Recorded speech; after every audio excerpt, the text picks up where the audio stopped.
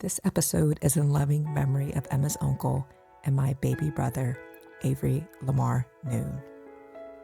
There's one thing about Uncle Abe. He was going to tell a joke. He was so quick with those one-liners. I miss his laughter. Just how, see, I'm getting emotional, but it's okay, right? Here you go. Just the joy he brought to every room. And one of the things that I said was, even though we're over Pop-Pops and Uncle Mel's, even if it's loud, it seems like it's still quiet because he was the life of everything. So he loved deeply, and I think that is such a beautiful legacy that we'll remember. I knew I was going to find this. I didn't think I would. I thought it was going to be really strong. And that's okay, right? It's okay, because that's love. Welcome to Living in 3D Power, a space where questions matter, stories heal, and joy is our practice. I'm Dr. Amber Sessoms, and each week I sit down with my daughter Emma to talk honestly about life, identity, and the power of wonder. This season, we're guided by a sacred invitation. What would it look like if joy was our strategy, not our reward? Here, we discover truths long buried, discern paths toward freedom, and devote ourselves to living with authenticity and love. Together, across generations, we're learning that joy is not the prize at the finish line. It's the rhythm that carries us forward. Hey, it's me, Emma. Welcome back to Living in 3D Power, and today we're going to be talking about Children's Grief Awareness Day. You want to turn that mic off, Ev? Yes. If you are listening and not watching, Emma was using her karaoke mic and she upped the echo volume because she said it's a special episode, so she wanted to do a little something different for the intro. But as she said, this episode is about Children's Grief Awareness Day, which is every year the third Thursday of November, the week before Thanksgiving. In particular, that's really important, Emma, because a lot of people, a lot of families really struggle with their grief around this time of year. Holiday season really makes it feel really real that someone that you loved is no longer here, because that's the time for togetherness. So they do this in honor of children and how we as adults can support children like you. And this is especially important because we are in the midst of our grief right now. And I thought it would be really important to just briefly talk through some of the ways that we are honoring Uncle Avery, your uncle, my brother, and how people that are listening. My baby brother. Yeah, my baby brother died at 36 on October 28th of this year. So this is why you haven't seen us for a couple weeks, because we've been just navigating and processing and just giving ourselves time to just navigate. With it. Yeah, deal with the trauma, the suddenness of it all. So I thought it would be good. What I did, Emma, the other day, I told you I talked to Alexa Leibelsberg as the Outreach and Education Coordinator for Highmark Caring Place. And I talked to her because I say a lot of people don't know about the Highmark Caring Place. And as a school psychologist, right, but it's for people just like you. So it's a center. They started in Pittsburgh, I want to say in the 90s, 96. And they started supporting grieving children. And they have another center that's in Camp Hill, so not far from us, Camp Hill, Pennsylvania, kind of the surrounding Harrisburg area. And I think they have another one in Erie, Pennsylvania. So it's really a place that you can go for a couple weeks and you have time with other families that are navigating loss as well. So you have separate time with people like you that are experiencing loss. So you can have that time together to just talk through what you're feeling, or you don't even have to talk. You could just be there and listen. And sometimes that helps. And what I'm finding is it's helpful, even though it makes me sad, what I've been saying. I talked to my dad about this the other day, like this club that we're in. I don't want to be a part of this club, that I'm in the club of losing my baby brother. And the thing is that there's so many other people that are in this quote unquote club. And what that does, it makes me feel less alone. Because it's a very lonely feeling when you're navigating this and you're trying to live a quote unquote normal life. and our lives are just kind of never going to be the same again. So how does that impact you when you're thinking about school and trying to live this quote unquote normal existence, and how do you navigate that at school? Sometimes I don't want to go to school. Sometimes I lay my head down, but then she's like, Emma, put your head up. And I'm like, ugh. But like the only times like I'm happy is at lunch and recess, because the other times I can't talk to people. You just can't talk just about general things. Yeah, you just want to kind of be with your friends and just socialize. I think that's really important too. And I think also when it happened in that first week, leading into the second week when we had the funeral, what is something that you did for yourself so that you could cope and get support at school? I went to my counselor. And what did she help you with? She helped me talk more about it, because I was just like keeping it all inside in myself, and I wanted to talk about it, but you're like the only one I could talk about it to. Why did you feel that I was the only one? Because you're related to him. Oh, so you mean only one that could talk that would understand? Yeah. So why didn't you, so at school it felt you didn't have me to talk through it with, and during the day you needed someone else to talk to? Now how did she help you? She gave me a squishy named Bob. Bob? I named him Bob because it was like a squishy and it had like lumps on it. And then it was like, there was like this place where it had like a circle around it, and then it had like a couple lumps in the middle, so I just drew eyes on it and I named him Bob. He's my baby. And what did your squishy help you do?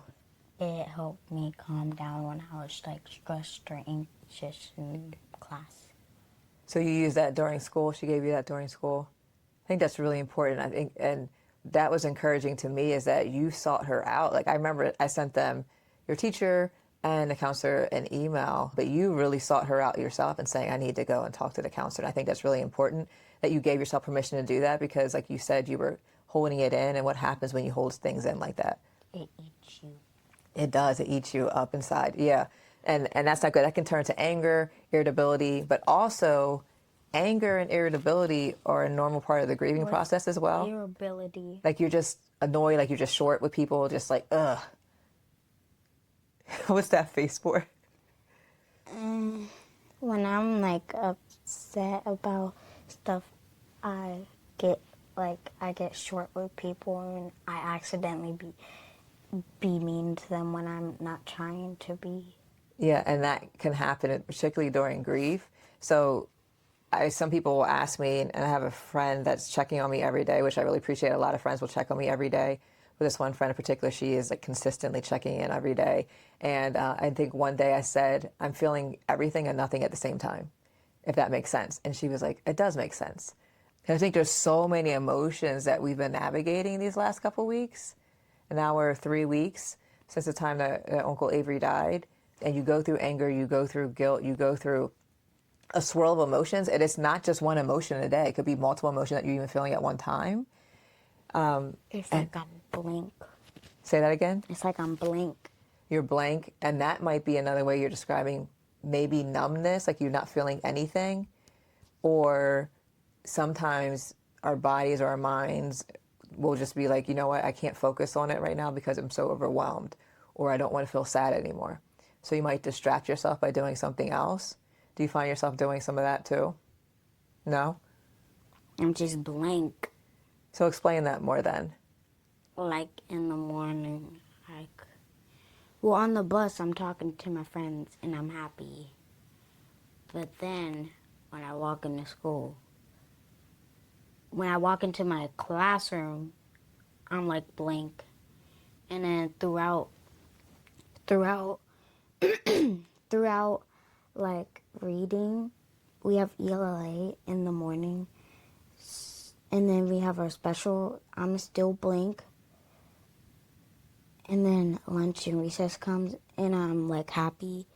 And then like math, I'm like kind of smiling, but like blank, but not that much. I'm usually blank. and then like the rest of the day I'm blank until I get on the bus. So it sounds like when you're saying blank, you might just be describing like a feeling you're not feeling happy. So you're just not feeling much of anything. You're just kind of like meh. So that's kind of like numbness, and that's very normal. It's a very normal response to it all, right? And something that you said earlier, which I think is really important, is that you said when we go over pop-up Eddie's, so my dad, or Uncle Mel's, which is Uncle Avery's twin, that you feel what when you're over there? Happy. Happy? Why is that? Because I'm with my family and I like hanging out with my baby cousin Coco. Yeah, she does. She makes everyone feel better, right? She's only going to be one, which I can't even believe she's going to be one on the 30th. And I share that with you about being over there. I know that first week in particular, I was over there a lot because in the midst of the grief, you have a lot of planning to do as adults to prepare for a celebration of life, so a funeral. And so there was just so much that we had to do in a short amount of time, like preparing his obituary, which is, you know, that thing that I read at the funeral, which really captured Uncle Abe perfectly, and we wrote that together as a family. But there's so much to do, like who's singing, like who's reading, like all the things, who's doing a eulogy. But being over there, what I realized is when I came home, I didn't feel as connected to him. And so I really longed to be over there. I think also because we were all in a shared experience. So I could be with them during the day while you were at school. Whenever you say, like, Papa Betty, I'm like, can we go over there? Can we go? Yeah. Can we go? It does. It definitely helps. And this is something we talked about. I think I talked about this. Yeah, we talked about this with Rita, my forever mentor, Rita. Grieving or honoring your loved one in community is so important. And what I've been reflecting on these last couple weeks in light of Avery's death is that we have been talking about grief and honoring our ancestors. And I didn't really understand why completely, but I was talking about grief in even a broader sense of not just someone dying, but just maybe you're grieving a relationship that's no longer the relationship you wanted, or just maybe some choices in your life didn't turn out the way you wanted, or maybe some traumas people have gone through. But now it's really hitting home where I'm like, ooh, we're like really in the throes of grief. And I think there was purpose and preparation. God was preparing us for this moment because we had been talking so openly about it. And you know what? A lot of families don't talk to kids about grief. They think it's taboo. They think you're too young to understand it.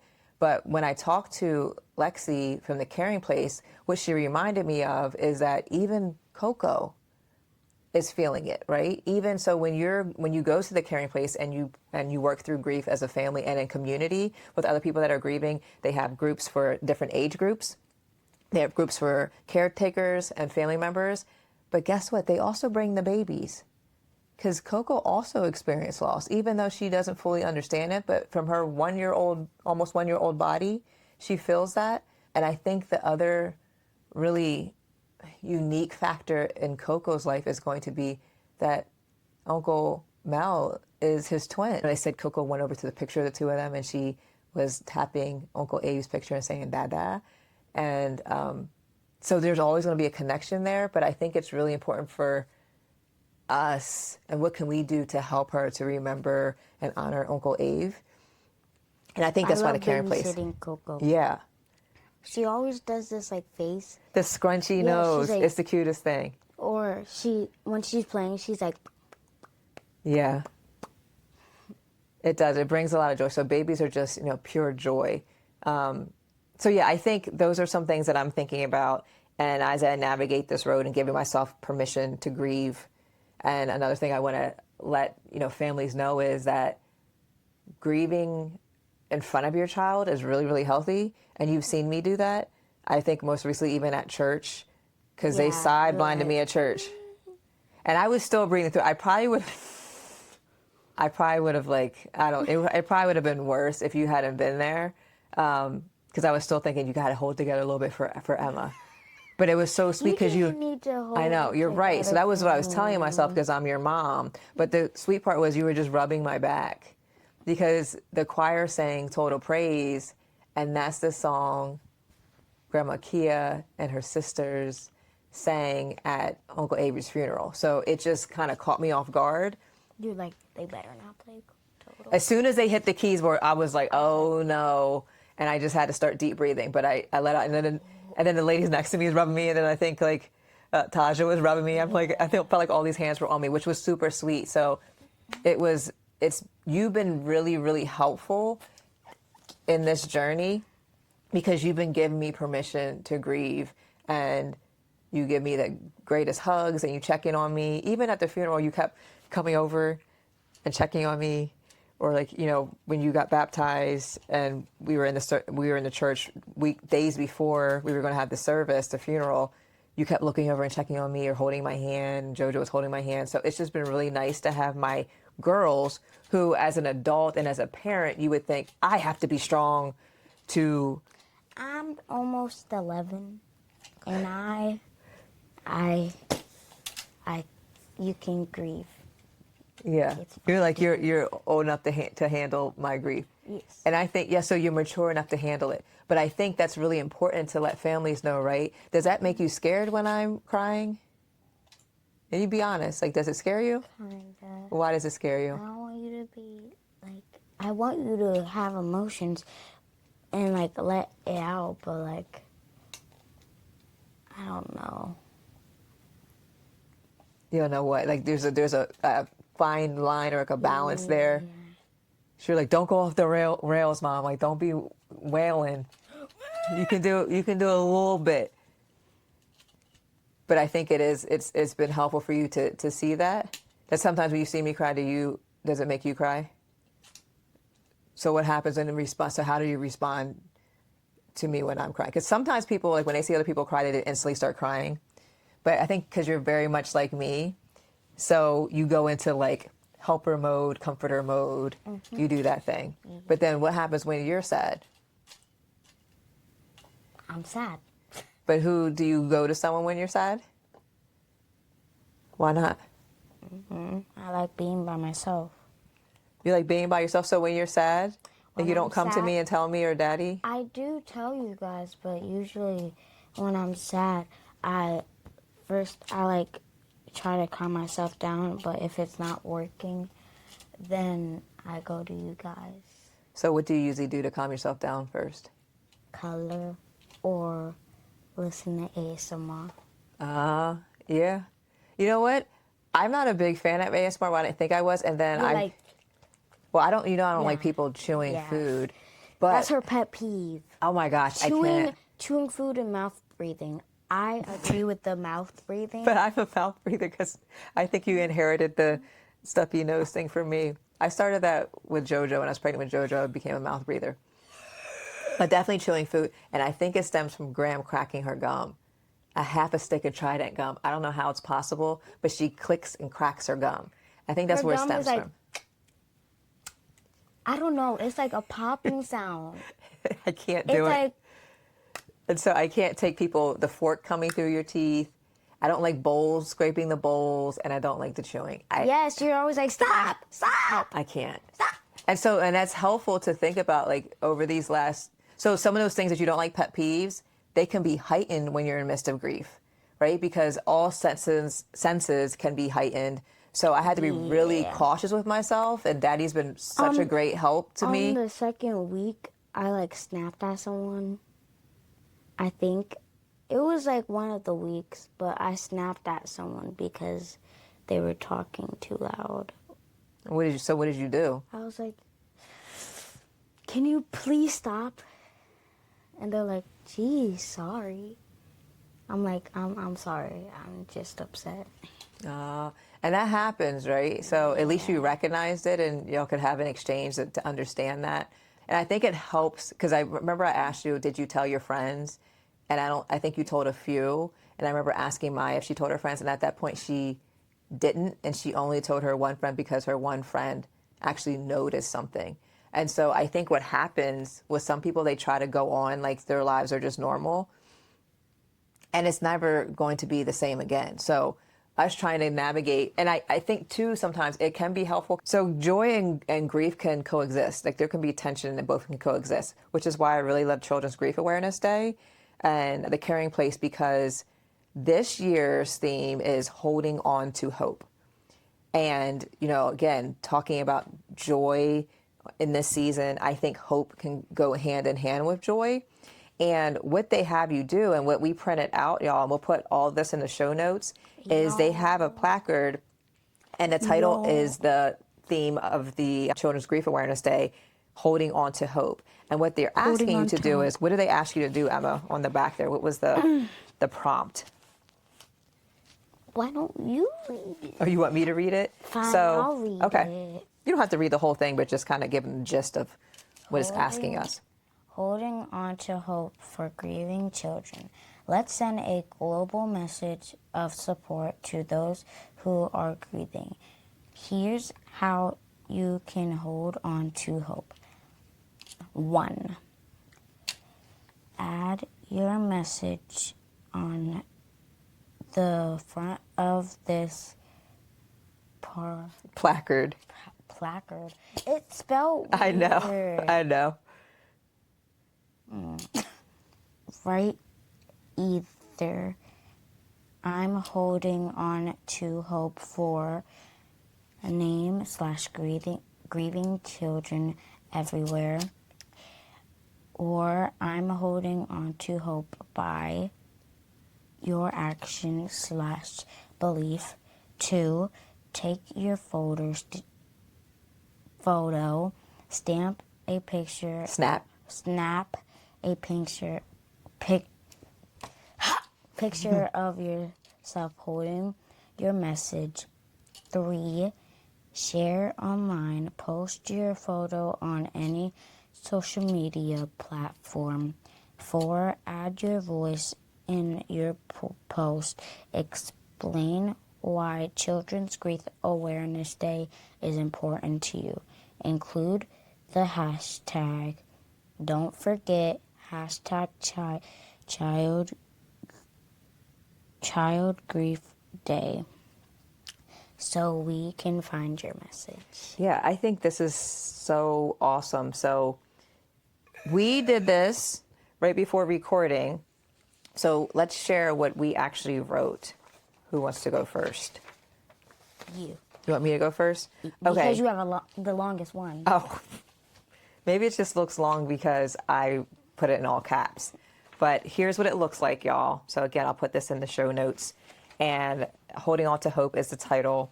I'm holding on to hope for my daughters, nieces, and nephews because my brother, Avery Noon, left them a legacy of joy, truth, and love. Yeah. And that was really important because, I mean, there's one thing about Uncle Abe. He was going to tell a joke. He was so quick with those one-liners. I miss his laughter. Just how, see, I'm getting emotional, but it's okay, right? Here you go. Just the joy he brought to every room. And one of the things that I said was, even though we're over Pop-Pops and Uncle Mel's, even if it's loud, it seems like it's still quiet because he was the life of everything. So he loved deeply, and I think that is such a beautiful legacy that we'll remember. I knew I was going to find this. I didn't think I would. I thought I was going to be really strong. And that's okay, right? It's okay because that's love. And what happened during his homegoing, his celebration of life, we printed 400 of these programs, y'all. I mean, beautiful, beautiful programs. I remember we gave the 2-page obituary to the pastor, and he goes, "Oh, it won't be this big." And I said, oh, it's going to be bigger. It's going to be like an 8-page color spread. And Dr. Brandon Carter of Hooper's Funeral Home did an amazing job. And what I appreciate about him is that he asked for the obituary. He said he prays, and then he just seeks God and lets God lead him in how to design it. And he did a beautiful job. And it's such an awesome keepsake. But we only printed 400 of these thinking 400 would be enough.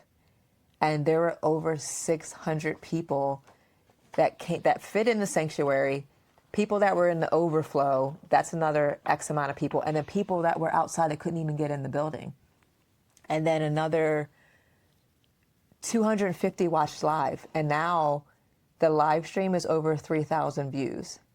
So Coco. I know, man, Coco. So y'all, she's just looking at the program because in there we have collages of pictures, which is really important because the one thing I would encourage y'all to do is take pictures of your life, because these are some of the things, big pictures and videos. Have your voice, your laughter, all that thing present, because these are the things that we hold on to as a family that are so important. Grandma Kia was just talking about, she's so grateful that she had the video done for their wedding, because he's giving testimonials on there and you can see him dancing and moving, because he was always dancing, he was always laughing, and now we have those videos to hold close to us, and we can show Coco when she's older. So I think those things are always important. So it's just making me more mindful of taking pictures with my loved ones, because when things like this happen, you can create the slideshows and all the things and have those memories. So we have all of that of Uncle Ave. But yeah, so he just represented love, and it really showed up in his service, and people were like, that was the most beautiful service I've ever seen. Screensaver. Yeah. Like, it's this thing you can do on your phone or iPad where you can like add a amount of pictures, and it will like go through, and you can like pick I picked like you can tap it to change the picture. Oh, I saw you doing that, but I didn't know you could do that. Will it kind of cycle through pictures? Yeah, you could do that too. Oh, okay.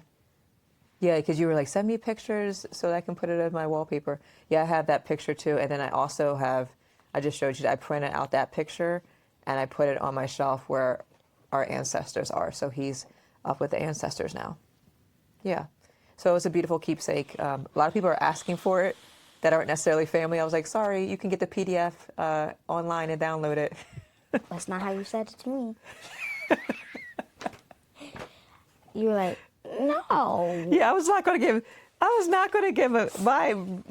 that's someone that had my brother's program or like borrow it. I was like, oh, I can't do that. So what do you have for holding on to hope? I'm holding on to hope. I'm holding on to hope for my Uncle Avery. One memory is every time I saw him, he'd dance/hug me. He used to do this thing when he saw me. He used to be like, knees, and then like hug me and then go like. Yeah, yes. No, he'd be like, niece. And he would always say, Mel calls me sis. I don't want to say Blake calls me sis, but Avery was the only one that called me sister. So I think on days that are really hard for me, where I'm like, I don't want to get up today, I'm really sad, I can hear him literally saying, sister. Like, you got to keep living, you got to keep moving. And that is really helpful. Which reminds me, one of the things that our pastor did for the eulogy, so eulogies is kind of like when pastor did, you would have thought he was preaching, right? Yeah. But what he did when he met with us, he said, my job is to comfort the family. And he did such a fabulous job. Like, he not only comforted us, he comforted everyone in the room. And I've never been to a service where so many people were coming up and not talking about the singing, because the singing was phenomenal. The fashion was on point, because one thing about Uncle Abe, he was going to tell you the truth. And if your outfit was trash, he's going to let you know. And it was so much love, though. Like, he would make fun of my clothes all the time. He'd be like, sister, what is this? You look like it's giving auntie or something like that. I remember I thought I was so cute when I graduated and got my doctorate. And it was like Christmas time. And I had on this Banana Republic dress, maxi dress. I know, I love Banana Republic. Banana Republic. And I come in the house, and he's like, and I have the picture where he's making fun of me. He's at one level, he's like, it's my sister, the doctor. And he's like making this face, but he was like, you look like Professor someone from Harry Potter, like one of the professors in Harry Potter. He said I looked like her. And I was like, dang, I really like this outfit. He'd be like, what is this? Or like when I had, sometimes I wear the gold chain with my cell phone. Him and Mel would make fun of me about that. Like, it's giving auntie. I'm like, I'm an auntie. Like, what y'all want me to do? But I digress. So when Pastor Trey gave the eulogy, I'm trying to think where I was going with this, because another thing, y'all, who people have experienced grief, you can get something called brain fog. So your brain's kind of fuzzy. Like you can't really think clearly. So I'm experiencing some of that sometimes. Every day. Every day? You feel like that every day? Yeah, and that's normal. I'm like, what? And you got to give yourself I've been grace. messing up my like my words. When you write them? Like when I say them. Oh. Yeah, we'll have to just keep an eye on that, because those are some things that, even though I was telling Maya had a lot of AP tests that first and second week. And I was like, you can get an extension, like you don't have to do this now, but she didn't want to get behind. And I said, if you don't get the grade that you think you should get, it is okay. Because right now we're in this acute stress, acute grief, and we can't be acute. It means like, it's just I know. It's a shape that is really tiny. Oh, okay. It's a shape that is smaller than 90 degrees. Oh, like a cute triangle, like a angle. Yeah. Yes. So yeah, it's just like something like we're just in the midst of it right now. So it's okay if you're losing focus, and just the people around you. So your teachers, which is why I emailed your teacher and counselor so that they would understand that, and they could. And then also I don't think my other teachers know. No, your teacher emailed all of them. Are you saying because they're not giving you grace? And maybe that's something like we have to advocate. We can circle back to talk about that too. But also giving yourself grace. So I know I was saying to my friend Hattie, I just feel like I have to make meaning out of this. Like there has to be purpose in it. And I'm not one of those people. There's some people that are like, oh, well, God took your brother and like he's going to get the glory. I don't believe that. I believe that God is good. God only wants good. And God is also grieving with us. But one of the things that Pastor Trey said in his sermon, he was like, the enemy comes to steal, kill, and destroy. And the enemy, the devil, like is about our destruction, trying to get us off of our path and off of our purpose, which is aligned with God. So what I'm choosing to focus on. The first week I was mad. And that's okay. And I told one of Abe's friends, you can be mad at God. And he was like, I've never heard anyone tell me that. I said, God is a big God. He can handle all of our emotions. And guess what? God already knows what we're feeling. It's just he wants us to speak it. And once we can name it, what we're feeling, then we can do the healing process. But if we just keep it hidden or act like we're fine, we're lying to ourselves. Is that speaking with you right now? Because you haven't named that? You're naming it now, though. Yeah, and that's okay to be angry. And you could be like, oh, I'm done with my anger. I'm on to sadness, or I'm on to joy. And you could come back to anger, and that's okay. All of it is okay as long as you're naming it. Do you guys like my hair? Look, she's deflecting, distracted. This is a part of what's happening. She's saying, do you like her hair? I did 2-strand. 2.5 hours at Papa Betty's house. And the reason I had to do it over there is because if I'm being honest, I don't think I could have handled you crying or screaming doing your hair, because I'm already like saturated with emotion, that I was like, if we do it. Your cup is full. My cup is full, but yeah. And so we had to go over there, because I was like, okay, if we go over there, and your dad was like, you don't need to be doing her hair in the midst of all this. I said, I have to. It's been too long. Don't say how long. It's been too long. So I had to do her hair, but that was my way. It was not. It was. Her hair was not stinky. I would have noticed that because I have a sensitive nose. At any rate, so we went over there, and that was a way that I was able to still get something done, and it motivated me, because I also wasn't motivated to do it, but it motivated me to do something. And another thing, The only time I cried-ish is when you were washing my hair. And your neck my was neck hurting. was hurting. Yeah, because we had to wash it, and I should have just had you get in the shower and pop-ups, and that probably would have helped, but we should have brought a change of clothes, but we made it work. 2.5 hours. Even though my neck ached. Yeah. But it's cute. It is, and we'll keep that in for like a week or so. 2 weeks. Okay, and then you'll take it out and you'll have nice curls. So perfect for Thanksgiving. Okay, so what I want to just read is, so Pastor Trey's eulogy. I just want to read this snippet. So I literally transcribed his sermon. I'm going to put the link to, I did a couple clips of it to encourage the family, because I've been on Facebook, and every time I go on my news feed, all I see is Uncle Abe. And it's been comforting but overwhelming at the same time. And now I'm starting to see family members that are really starting to suffer, like really starting to really have issues, because when you're in the midst of it, people think, oh, they come to the funeral, they were so gracious and kind to us, and then they forget about you. And they think our grief ended there. But now we're in the depths of it now, approaching the holiday season, which is why the Caring Place is so important to do Grief Awareness Day the week before Thanksgiving. The only thing I'm excited about Thanksgiving is the food. Yeah, and Maya's going to make, because Uncle Abe endorsed her sweet potatoes, and he was a stickler. If he didn't like your food, he was going to tell. Yams. Well, they're not. Yeah, he called them them yams. Black people call them yams for sure, but they're really sweet potatoes. But if he didn't like your food, he's going to let you know. But if he did, he'd be like, niece, I'm going to need you to make those the sweet potatoes for my birthday party. Yeah, so he was big on that. But I want to read just this brief snippet because this has helped me. I think this is the one I want to read. There's so many good things that he said. Let's see if this was the one. I think it relates to abundance. So there's a couple things, but let me do this one. I need you to know, if the enemy comes to steal, comes to kill, and comes to destroy, then Jesus, who says, I came that you might have life and life abundantly. Reality is, though, our life has been interrupted. Life stopped for a moment. For this family, for some friends, everyone around us kept moving, but our world stopped. The music of joy got quiet. The rhythm of our routines was thrown off beat. Grief has a way of taking our breaths away. I can tell you something more. Grief is not proof that you've lost God's presence. It's proof that you are loved even now.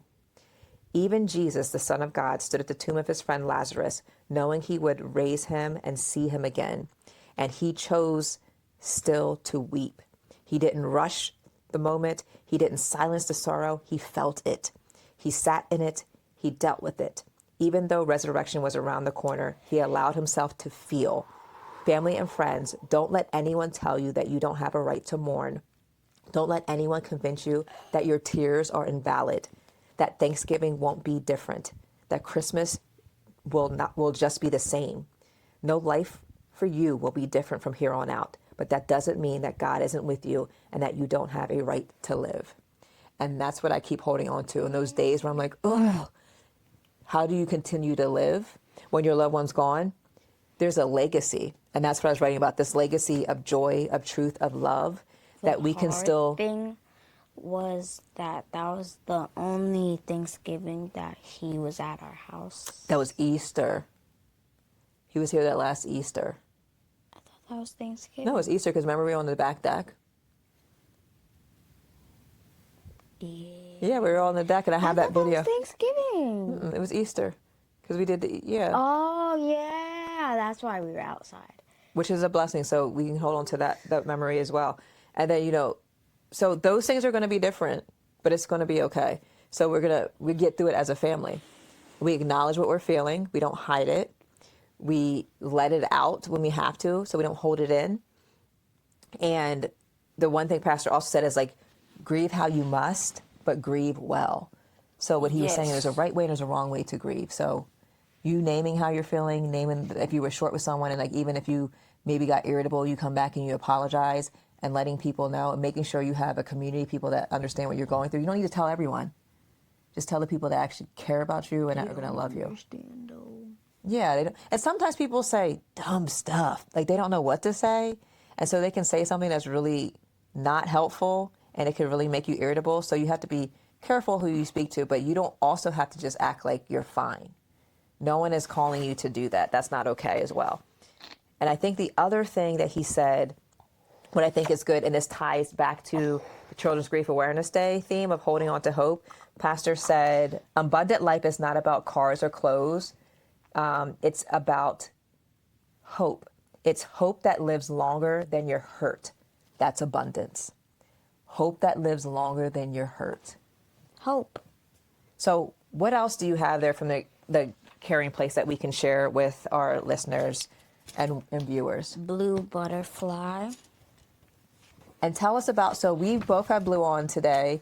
Children's Grief Awareness Day is this Thursday. So what are you going to be doing at school for Children's Grief Awareness Day? We don't wear blue, but I think we don't wear it. I don't know. They usually promote and say wear blue, but not everyone does. Yeah. And for this club I do, it's called Helping Hands. You made a butterfly. Is it similar to this one? Yeah, but you could color it any way you wanted it. Oh, so you color it so it's just, okay. And then do you write something on it? Mm-mm. But you hang them Yeah, kind you of like can't. collage at school. You hang them in the hall. Yeah, and I and think then- that's really important. We have this. You could color this. Yeah, you can color this. I'm going to put the other links to the resources online. All right, so the last thing I just want to cover, Amber, we talked earlier on the show about Coco, and Coco. not niece, but the show Coco, the movie Coco. Movie. And I was talking to the lady from Highmark Caring Place, and she goes, "We actually have resources for that." So she sent me a couple of the PDFs. I'm going to put those in the show notes. But the Mama Coco. thing I want to talk about, so I mean, it's just such a phenomenal movie, and it talks about how we continue to carry the legacy on of our ancestors, and do an ofrenda, which is where they had the table with the pictures of the loved ones and flowers, and I think that would be a beautiful offering that we could do for Uncle Avery, particularly thinking about Thanksgiving. Mexican. And yeah, there's that Mexican ancestry, definitely. A little bit. Yeah, and then thinking about Christmas, what could that look like? So let's think about what that could look like. But the one thing I want to read is, it says, many children fear that they never had any or may not have enough memories of their person, or that they will forget their person. Children need the help of their adults to share the qualities and stories about their person. It's important to share stories with children on many occasions during significant events, Thanksgiving, holidays, so celebrating holidays, or on special anniversaries or birthdays. So when their birthday comes up. Got deeper when you stopped reading. Oh, it did? Okay. So thinking about anniversary, so the anniversary of his death can be really hard. Thinking about this Friday, we're celebrating Harlem, so we're having a candlelight for our nephew, and that might bring up, so you said it could bring up some feelings about Uncle Abe too, and that's okay. I'm gonna make him a bracelet. That would be nice. And then thinking about, it might have been a day or two after Uncle Avery died, we did a candlelight for him. And we got all these candles. Dollar Store has all those, I think it's in the Catholic faith, like they have these candles. We took off the wrapper and we put other labels on there, and we wrote a message to Avery. I actually left my candle over Uncle Abe and Timmy's house, so I have to get that candle back. But we can get candles, and those are kind of the ways that you remember them and you light a candle. So it says that of celebrating holidays, special anniversaries, birthdays, or even normal routine days. So a normal routine day, right? So school, they sang Total Praise and tears started, right? It can be a sound, it can be a smell, food, all of those things. So, Chicken and it says that here, Florentine. chicken Florentine. He loved his chicken Florentine, which would give me horrible indigestion. TMI. Indigestion, my stomach, like he loved that dish. You couldn't tell him he couldn't make that chicken Florentine. And it says the stories can share who the person was, what they liked, their profession, their favorite activities, food they enjoyed, etc., as well as some special memories we hold dear. So those are the ways that we keep them alive. So think about that movie Coco, because what happened when they forgot about the ancestor? What happened to them? The ancestor, what? He faded? He faded, like he went away, and they called that the final death. So our job as adults, as those who knew Uncle Avery, thinking about our Coco, not from the movie Coco, how do we keep his memory alive for her and future generations? And how do we live? Tell her, show her videos, show her pictures, stories, all of those things. And I'm thankful that there are videos and pictures with him with her, so that she can hold that dear. And also thinking about the way that Uncle Avery lived and his truth, the way that he would always tell you that he loved you. How do we live that legacy out? How do we do that every day? And that carries on his legacy. So I think those are important things as we continue to navigate this journey. We do it together, and we do it in truth, and we do it in love. So I just really appreciate you sitting and talking with me. I know it was hard at some points. It's hard to go to school. Yeah, and I think about you, hard to go to school. Maybe Children's Grief Awareness Day might be activating for you. You might have some emotions that day. It might make you cry because it's so fresh right now. So give yourself grace in that too. And if you need to go and see Mrs. K-Laws because maybe something that they do that day might remind you of him, that's okay too. No one is expecting you to wear a mask because we can't keep it in. We got to let that out. I just appreciate you, Emma. Again, I'll say this again, just to reiterate, families, caregivers, parents, do not withhold your grief and your feelings from the children in your lives. It is healthy for them to see you navigating this in healthy ways. Always reach out for support. I'll link some resources in terms of grief awareness and all of those things. But do not neglect what you're feeling. Sit in it, as painful as it is, because you'll get through it. It's going to be a long, continuous journey, and we're in the throes of it now. So I don't know what it's going to be like on the other side of this. Yes. But we're going to get through it together. Mm-hmm. All right, so we'll see y'all next time. Thanks for praying for us and thinking about us as we've been absent, but we're coming back slowly but surely. Absent from school tomorrow. Not a chance. Bye, y'all.